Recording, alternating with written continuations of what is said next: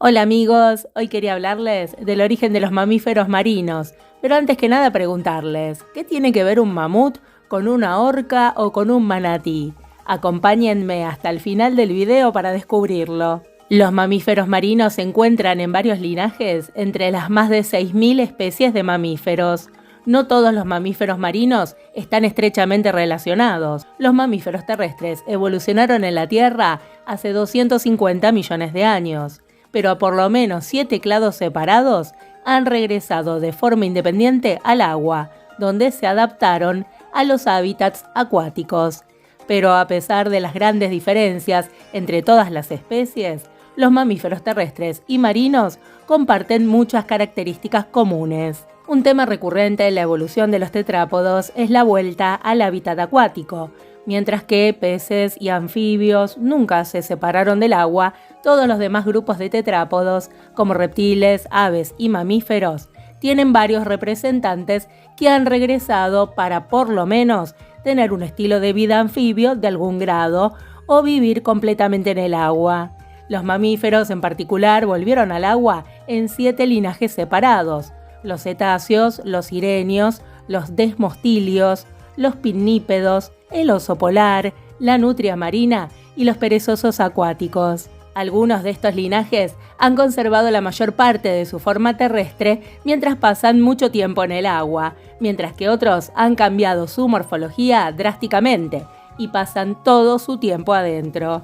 Hoy en día hay 130 especies vivas de mamíferos que dependen del océano para la mayor parte o la totalidad de sus vidas. Los mamíferos marinos actuales se dividen en 3 órdenes taxonómicos: los cetáceos, los sirenios y los carnívoros, con diferentes ancestros terrestres. El origen de delfines y ballenas fue un misterio durante muchísimo tiempo. Hasta hace unas décadas se consideraba que los cetáceos estaban más relacionados con ungulados fósiles conocidos como mesoniquios, basándose principalmente en las características compartidas de sus dientes, y que los parientes vivos más cercanos a los cetáceos eran los artiodáctilos. Al mismo tiempo, se acumulaba evidencia molecular de que no solamente los artiodáctilos eran el taxón hermano vivo más cercano a las ballenas, sino que las propias ballenas estaban dentro del clado artiodáctilo y las ballenas eran el taxón hermano de los hipopótamos.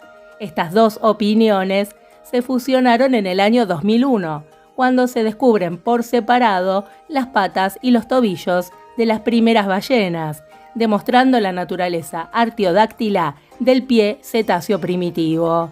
Su origen se remonta hace más de 50 millones de años, durante la época geológica llamada Eoceno. Uno de los primeros cetáceos conocidos es Pakicetus, que significa el cetáceo de Pakistán.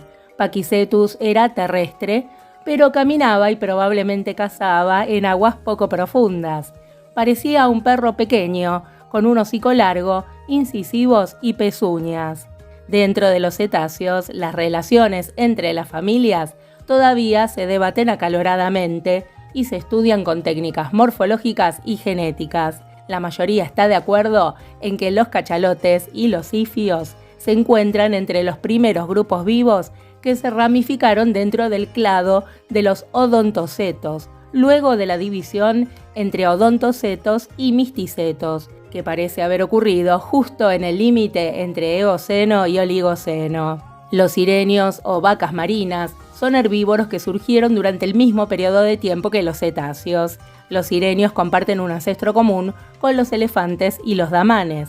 Los primeros sirenios tenían el cuerpo alargado y 4 patas, con costillas densas y grandes. Ellos probablemente evolucionaron en ríos y estuarios, viviendo de plantas y pastos marinos. Los desmostilios representan un orden extinto de mamíferos herbívoros semiacuáticos que se conocen únicamente de los depósitos del Oligoceno y Mioceno en el Pacífico Norte. Para un grupo tan pequeño de mamíferos, con 6 géneros nada más, ha habido un gran debate sobre su estilo de vida y su relación con otros mamíferos. Las relaciones entre desmostilios, sirenios y proboscidios indican que o bien el ancestro común de los 3 grupos era semiacuático y los proboscidios se volvieron secundariamente completamente terrestres, o que desmostilios y sirenios invadieron el medio acuático por separado. En la actualidad, los datos morfológicos y filogenéticos no son lo bastante claros como para resolver completamente este problema, aunque el estilo de locomoción acuática en desmostilios y sirenios es muy diferente, lo que sugiere que cada uno puede haber invadido el hábitat acuático de forma independiente.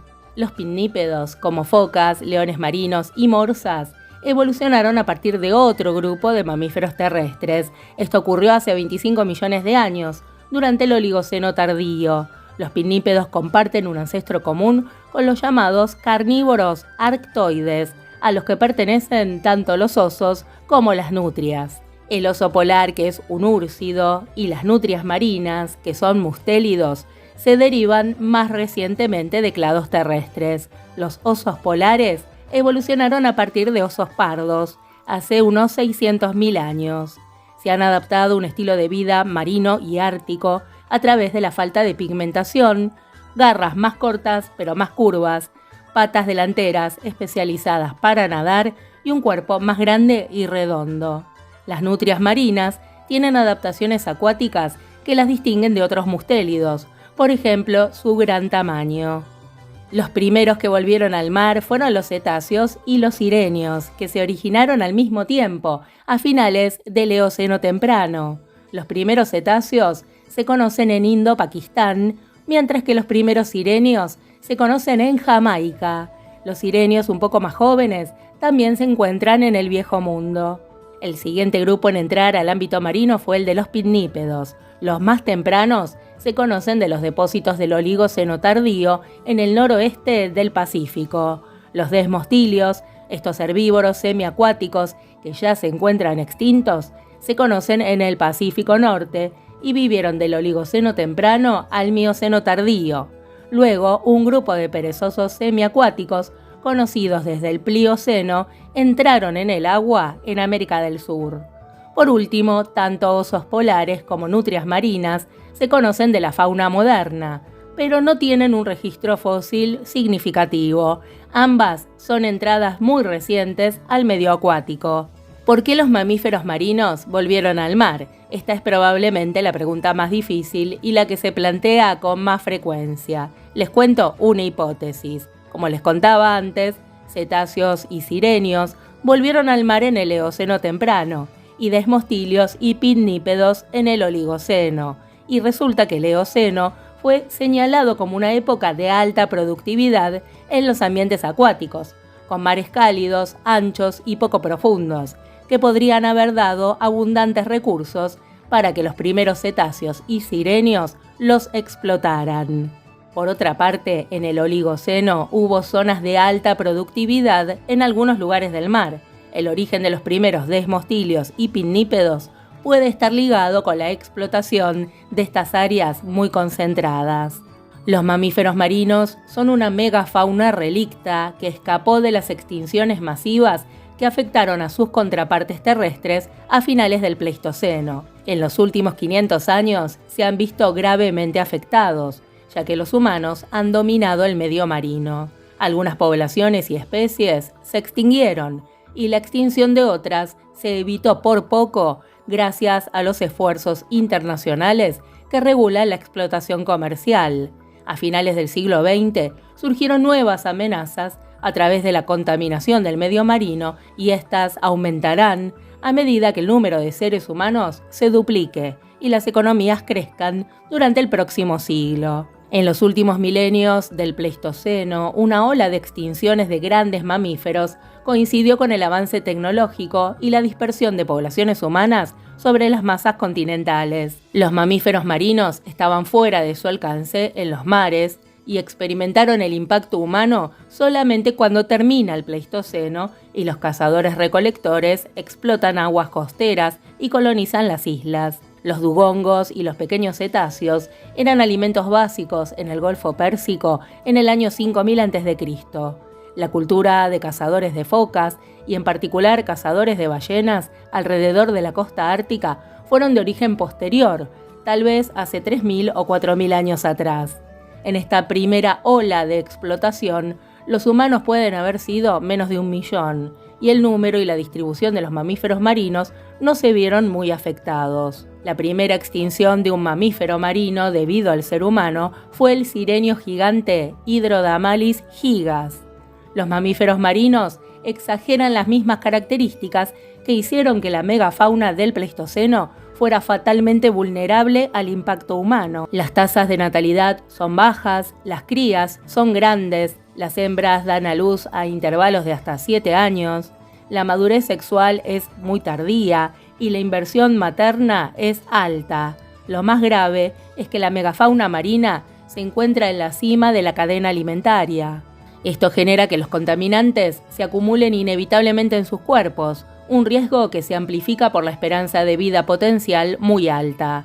El destino de los mamíferos marinos depende de que la sociedad y los gobiernos tomen cartas, no solamente para no matarlos, sino también para no contaminar ni devastar los océanos. De lo contrario, el mar quedará tan vacío como la tierra luego del fin de la megafauna.